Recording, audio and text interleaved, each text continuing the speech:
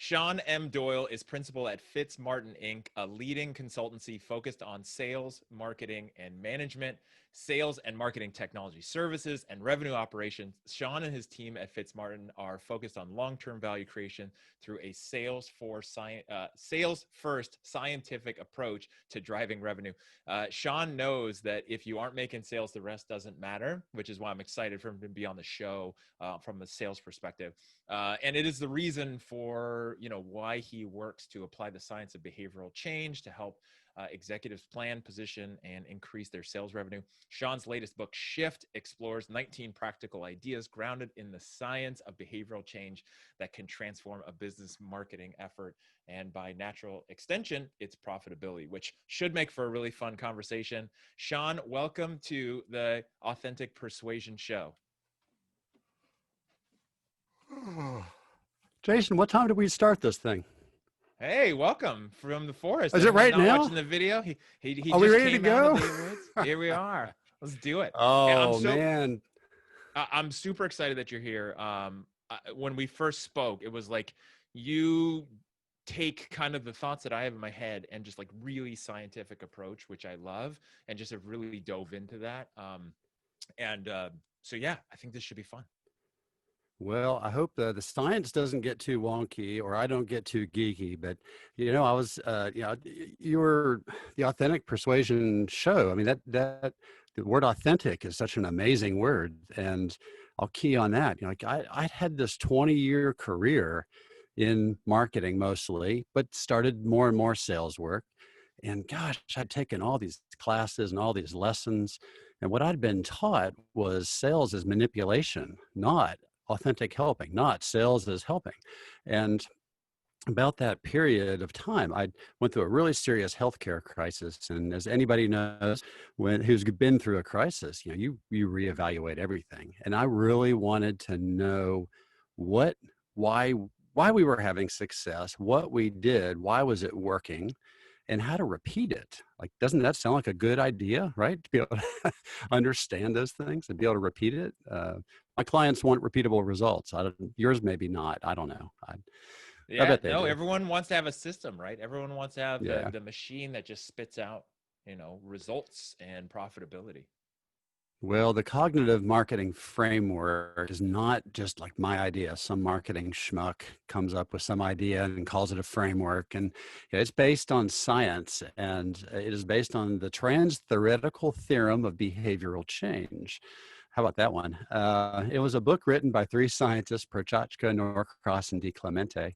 And it's exactly what trans-theoretical sounds like, right? They looked across all the models of behavioral change, and they identified with clarity that there are 6 steps that each of us goes through as we go through change from the way we are, our current state, all the way through to being an advocate for whatever that thing is that we've changed. Well, when I listened to that, I thought, okay, that's a consumer decision journey. Really, they've discovered the consumer decision journey. Well, McKinsey, if you're a good marketing sales guy, you read McKinsey, and they've got a pretty good quantified, clarified CDJ. But what they did in the science that was revolutionary for me is the application of what they call processes. And they have 9 processes that allow us to codify what to do when, where marketing should have more weight in the process of a buying journey, and where sales should have more weight, and where customer success is responsible. And the aha, for example, marketing, right? Let's speak to that. So consciousness raising, like that's one of the processes. That sounds like something an ad agency does, right? They create awareness. But then most agencies don't know ideas like how to leverage private and public commitment, countering, environmental controls, rewards for positive behaviors. But you as a sales coach and a sales leader probably hear, oh, that's late. Those are late stage conversion kind of words. And they are, right? So this behavioral science allows us to map out, and I'll be glad to share this with your listeners, Jason, gives you a way to map out what to do when, what communication should occur. It gives you a way to allow sales and marketing to be aligned with a common language and a common purpose and a roadmap, a plan. So it's revolutionized our our business. In fact, the very first time, go back to 2002, my largest client, who was about 60-70% of my revenue at that point. So, guerrilla client, we all know what that means. We just were terrified and we do whatever they do, whatever they want us to do. Yep. They came and said, hey, we've got these 1,500 prospects. These prospects could change our world. This is critical that we get them. We've hired and fired 2 ad agencies pursuing these clients, and you're up. You want the job? Yes, you're my guerrilla client. I've got no choice. So we laid this science on it. They closed $380 million in 6 weeks. And they had 90% of those prospects who already knew the company took meetings with the sales reps. So it was an astonishing moment. We repeated that program for that client for 13 years until they got acquired by a European company who didn't care what we did. But anyway, okay. See, I told you I'd get nerdy and wonky and start going. I'm excited. No, you did get nerdy, and I love the excitement, and I just want to dive into, so what was it at a higher level, kind of what you applied to them as that third agency, 3 strikes or you're out, kind of what you helped them with, and let's say basically, what did you do different with your framework than what's typically done? Yeah, great question. I'd be willing to bet that most of your listeners would identify with the experience of hiring the ad agency, some marketing person, or launching the new website, or doing some tool of marketing, and nothing happened. Nothing. And they can't figure out why there were no results. So the blame, of course, goes to marketing, right? Marketing doesn't work. Well, that's just not true. Marketing does work. If marketing doesn't work, somebody better call Coca-Cola, because they're wasting $13 billion a year. They'd be thrilled to know marketing doesn't work. Marketing does work. What's happening in those situations is they're not understanding where your buyer is in the cycle or how to leverage those tools. So, for example, marketing can create awareness. We can make you aware that Jason Cutter can come in, and correct me if I'm wrong on this, but Jason can come in, retrain, recoach your sales organization, and change your results, right? So we might be aware that exists. But what I'm not aware of, it's the consciousness raising. I may not understand how you do it. I may not understand, like, what's your secret sauce, Jason? What's the thing that you do that makes you different from one of the, what are there, 1,000 sales coaching offerings? 2,000? 40,000? It depends on if you're looking through my LinkedIn feed or not, and all the people I know, where it feels like everyone's in that bucket. One of the big things that separates me is and makes me special is the fact that I can do both: sell in the trenches, pick up a phone, have a meeting, sell from a trade show booth. And then I can also bridge the gap from 30,000 foot CEO from a strategic, predictive analytics, strategy, marketing standpoint. So I can do both. I can live in a spreadsheet and create predictive analytics, or I can pick up a phone and close deals and write scripts and tell people and coach people on what to do. Very few people can do both. They're either one or the other. Right. So if I'm coaching you using this behavioral science on how to close more deals, can you coach the coach? Yeah, of course you can coach the coach, right? What I would say is people are aware of sales training. They might be aware that you are a provider of sales training. What they might not be aware of is the need to have both that empathy with the frontline sales, as well as the analytics that the executive, the corner room, the C-suite wants. And the ability to bring that together is what you need as a company. So who cares if you just keep going out and saying, I'm here. I coach sales.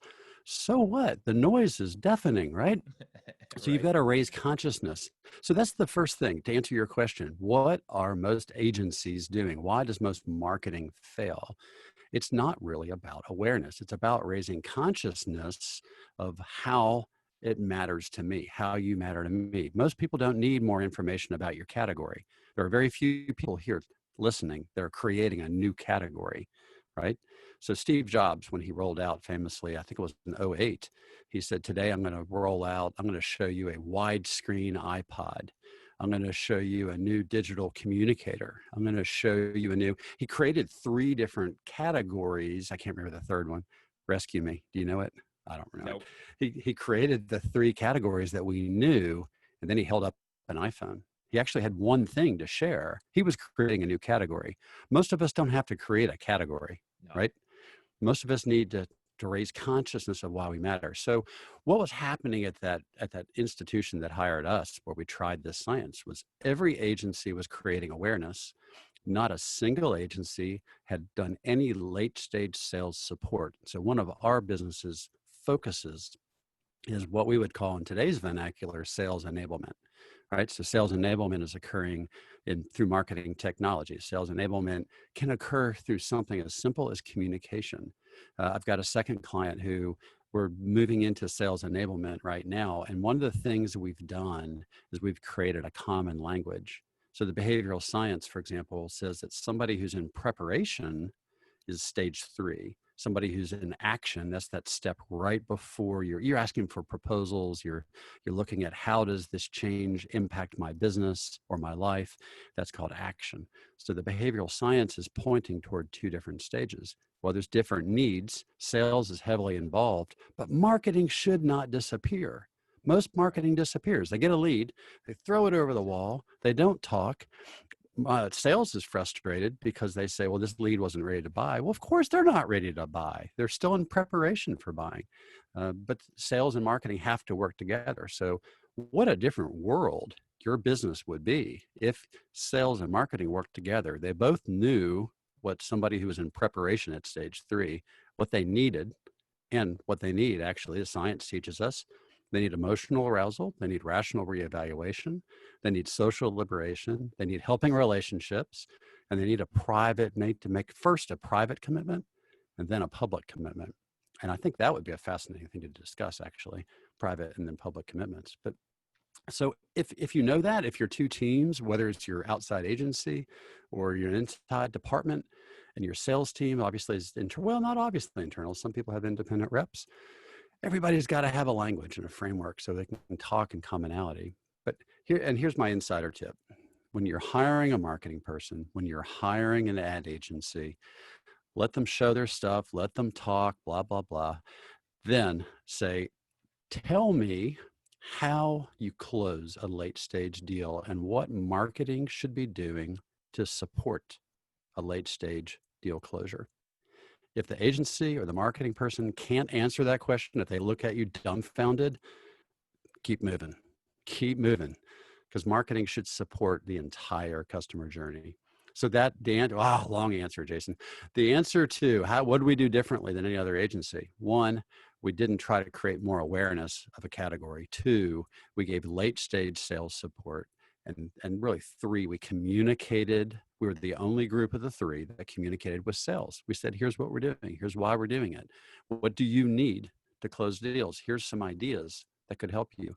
And that's how they made $380 million. That was good. That was a pretty good win. Yeah. And from what you're describing, from the companies that I've seen do it really well, of my clients, they're doing that. Marketing knows that it's not over once the demo occurs, right? Or the appointment is set for the demo. Sales knows that it's a long game depending on the sales cycle. And so they have that weapon, they have that tool in the toolbox, which is marketing. It is the follow-up. Mm-hmm. It is the additional content, right? Not the follow-up, hey, are you ready to buy? But hey, here's some additional value, here's some support in helping your decision for your reasons, and segmented, and tagged based on what it is that would help them the most, and marketing being able to strategically provide that. So that's great insight, because I think that is where most everybody fails, that you think of, where marketing takes it to point, X, sales picks up the ball and runs with it. And then everyone points fingers at the other group for failing to win the game, instead of being together long-term. We have a product that is an SG&A reduction product. We're going to come in and we're going to audit. We're going to look at sales, general administrative costs, and help you find ways to save money. Well, marketing budget wise, it's been an interesting season as we're doing that. And two things have made it interesting.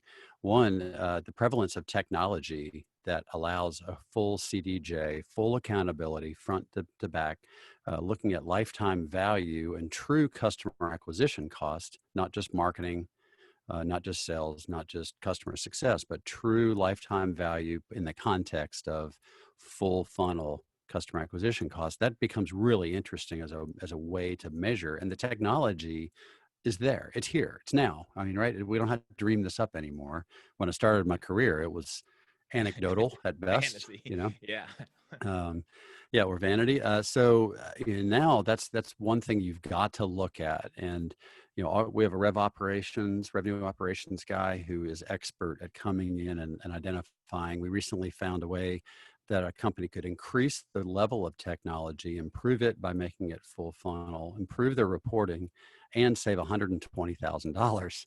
I mean, it was a big company, 19 nations. I mean, it's a big deal. So the other thing is, most people spend way too much money early stage. We spend way too much money creating awareness, too much stuff early, pre-contemplation, too much on advertising, too much. We need to spend more money later. So in fact, when I'm consulting, if I want to help a company achieve short-term gain, which is more and more people are asking, and we need short-term revenue wins. What we do is we don't start by creating more awareness and bringing more people through. I'll just say the top funnel. I hate that phrase, but that's another subject. We don't need to pile more people in. What we need to do is look at who's already there, who are those dialogues, who are we already meeting with. The money is in your database. If you don't have a database, I don't know where it is and I don't know how to find it, but your money is in your database, right? So let's look at that and let's work backwards from the exchange relationship. So who is the closest to an exchange relationship? And let's focus on them. And that's where the behavioral science brings to bear 6 processes. 6 of the behavioral science processes are effective right before close. So if I'm going to audit your work, I'm going to say, well, let's look at the database. Let's look at what marketing's doing and sales is doing. What are their behaviors? What are the tools that are prepared? And I'm going to make sure that you have tools in all 6 of those categories. And you can read this stuff. It's not even my science, right? I really want to meet the man who leads this, but the book is Changing for Good. And there we go. Changing for Good. You can just go on Amazon and buy it. It's an older book. You can get it used. If you read the front 100 pages, you're going to be, in the genius category, right? It's really insightful. So Changing for Good, scan it, read it. The backside gets very technical, but the front is just profound. So how do you save money? Well, spend less money creating all this awareness, spend less on advertising, trade shows, all that stuff. Quit rebuilding your dang website. Stop it. Just look at what you can do to help close deals late stage, and then work backward. Work closest to the deal to farthest out. And most people do the exact opposite. So short-term wins, work with sales, marketing, and sales. And my next question was going to be like, what are successful companies that you're dealing with doing? And it sounds like they're following that framework. What are some successful traits of sales teams or top reps that you're seeing internally at other organizations? Like, what are they doing to be successful in kind of what you're seeing? Well, so I think the first thing I'm seeing is, and I have the highest respect for sales. I can try to go out and sell something, and I last a while. I just don't have whatever that internal thing is. I love to ride with sales. I learn so much better how to support them if I go ride with them. And the last time I was out in Colorado with a guy named Trace, and we were just driving down the road, and he said, "Hey, look at that sign." And I looked at it, and it was an oil and gas client. And he said, "They do X, Y, Z in the oil and gas industry. I've never met them." And you know what he did, right? He just pulled in, walked in the front door and said, "I need to speak with the guy who da da da da da da." And I'm sitting there going, We don't have an appointment. We don't have we're just walking in and, Yeah.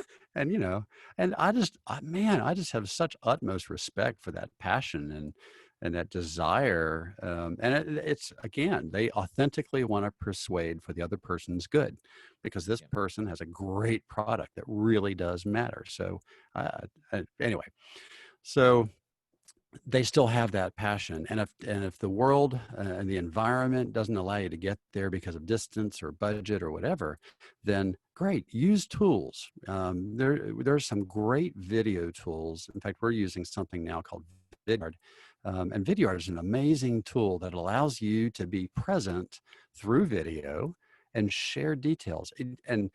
It's just an amazing tool. So I think I'm seeing the smartest and the best people are staying present. They're still out in difficult economic times, in times where travel is more and more difficult. So I think that's one thing. The other thing I see is incredible communication. So if you have a rev ops mindset, revenue operations mindset, then in that sales enablement period, you see sales teams coming in and talking to marketing. So we had a sales guy last quarter called us and said, here's this company, and we are needing to close this company. We are in pursuit of them. They have such a need for our product, but I can't seem to get them. So marketing did this really great thing, and your marketing teams and agencies should be doing this too.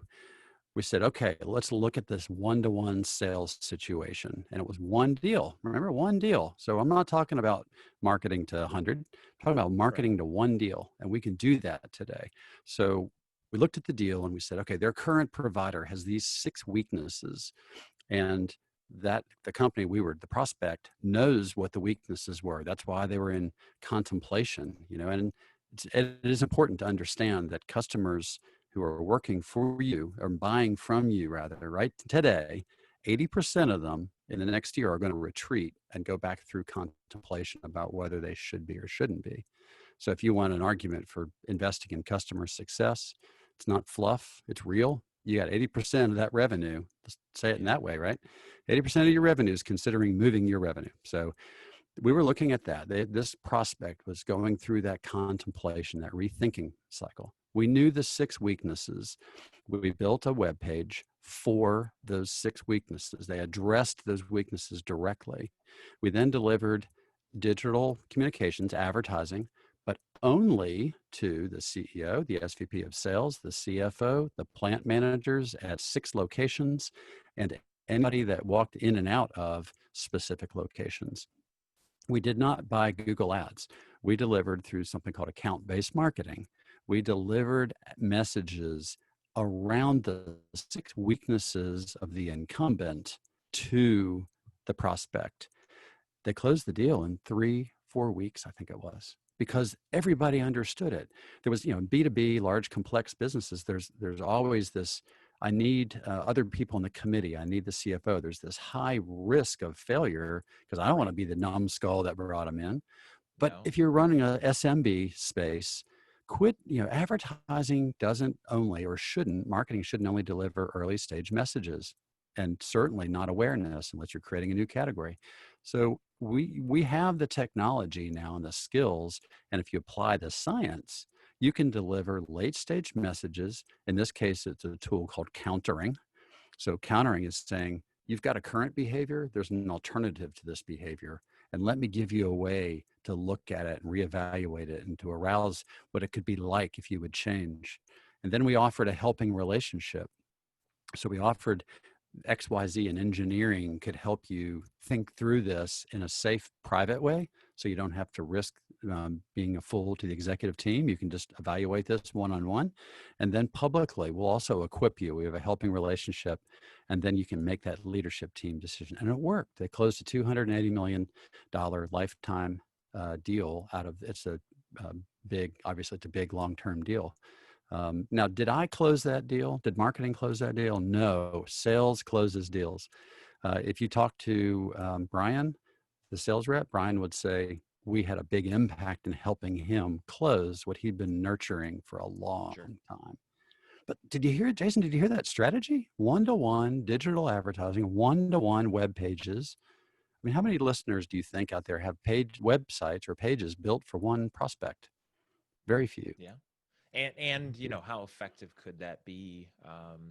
You know, and relative to what somebody's selling. I mean, and maybe it's a one to many, but very specific as well, right? So I have one web Perfect. page that speaks to one industry or one size, one super specific, I'm not a big fan of it, but avatar and person you're going after, and then your ABM strategy is driving this small sub segment to this one page because it speaks to that industry issue or that size issue or So that we structural did issue. have it.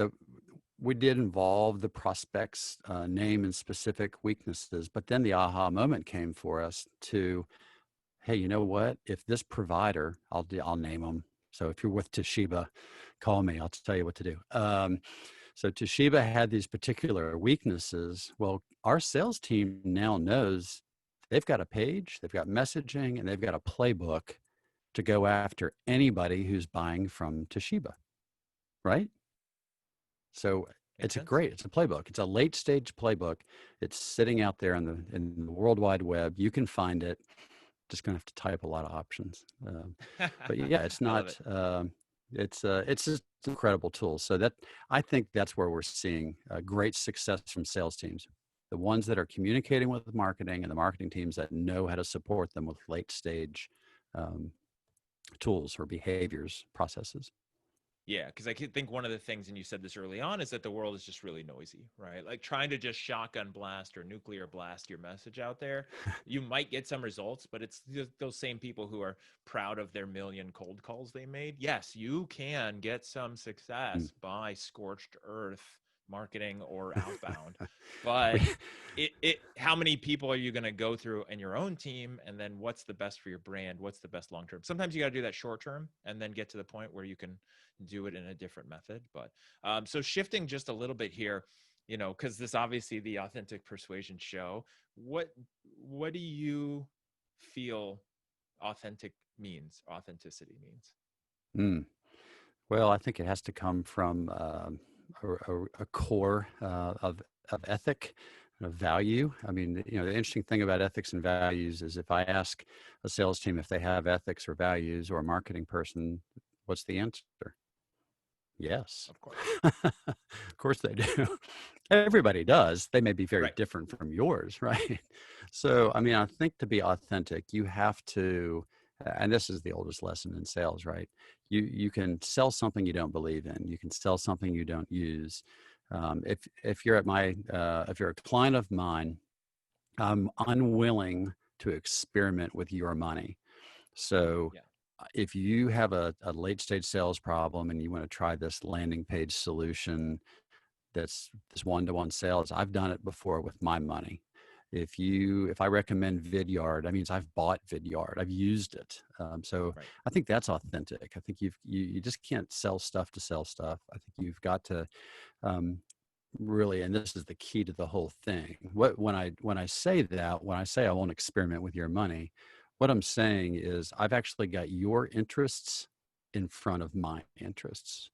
So if I can sell from that point of view, if I can sell from your interests are the priority, not mine.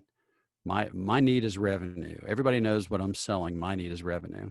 When you sell, your need is revenue. So, I mean, capitalism is fabulous in terms Yeah. of it will allow the winners to sort themselves out. And Always. there's ways to regulatory controls. You can work into markets that have heavy regulatory controls, but you still need to be selling. I've got a client who sells a protocol to make sure a fireman's mask fits tightly. Well, that's really about saving the lives of firemen. Yeah. Now, they make revenue by doing it really well. There's For sure. another company who the science that they sell into the same market. I don't know how they sell because the protocol and the science that my client has is clearly head and shoulders above in providing safety. So I think you just got to believe it. You got to buy it. You've got to come from, and the key is just serving others. You know, that's so cliche. Is that cliche, Jason, to say serve No, others? it's perfect. I think it's great. what would you say is your definition of success? Ooh, I could throw in curveballs, or was that a slider? You just threw one down in the dirt to see if I could go after it, Yeah, didn't you? yeah. To see if you're gonna swing for it. Yeah. um, well, so I think we don't need to work to live. I don't think we need to live to work. And I do believe in success as being living your life's purpose and goals. For me, I believe that Christianity and the Bible teaches me that my purpose is built in a God who made me and created me and has specific things for me to achieve on life.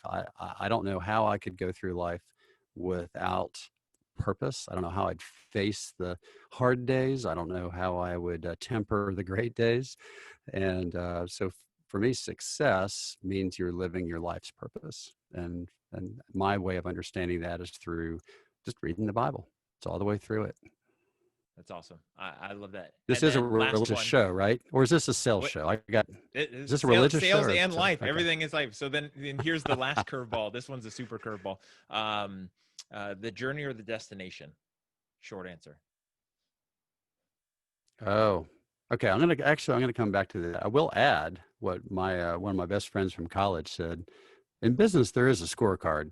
So success does have a financial number, Yeah. but um, success is not having. I wish I had a bigger house and a boat and all that kind of stuff. That's not success. No. Journey, absolutely journey.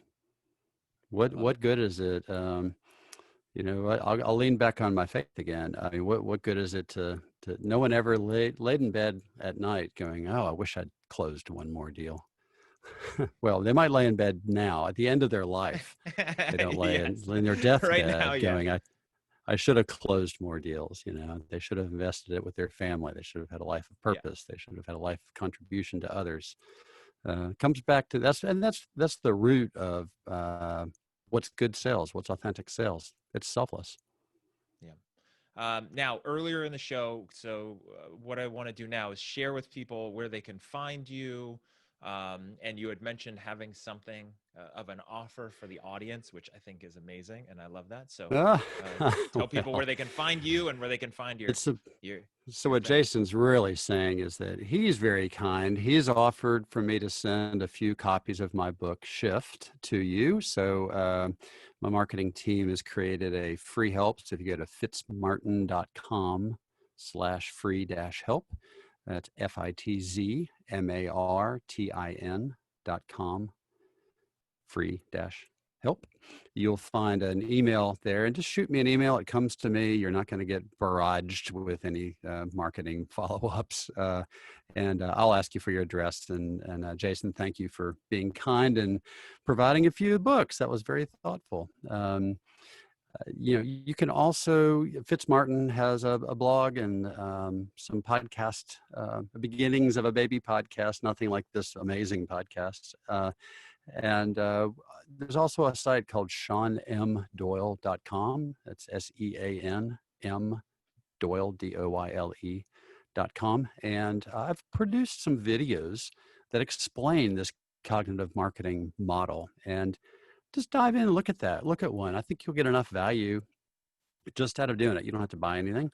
Yeah, you'll get value. You'll start seeing some of the discovery and the aha moments that we've talked about today. And I offer them in a little more clarity and depth because we could probably talk for an hour on each of the 9 Yeah. processes. How long do we have? 8 more hours to go, Jason? Does that work? No, and you're right. I mean, we definitely could, which I appreciate. So for everyone listening, make sure to go to the FitzMartin slash, what was it? Free-help. FitzMartin.com. Yeah. Yep. Free slash Help, and help. then also the SeanMDoyle.com Come site. on, So we'd be Sean, glad to thanks have you. for Jason, I hope we yeah. added some value today. Thank you so much for having me here. It was a great visit. No, it was super fun. It was such a good high level and then also strategic, which I love. Thanks again, Sean, for being on the show. And we'll have to do is get you back on to do the other 7.5 hours at some point for sure. Sounds like a plan. All right. Take care.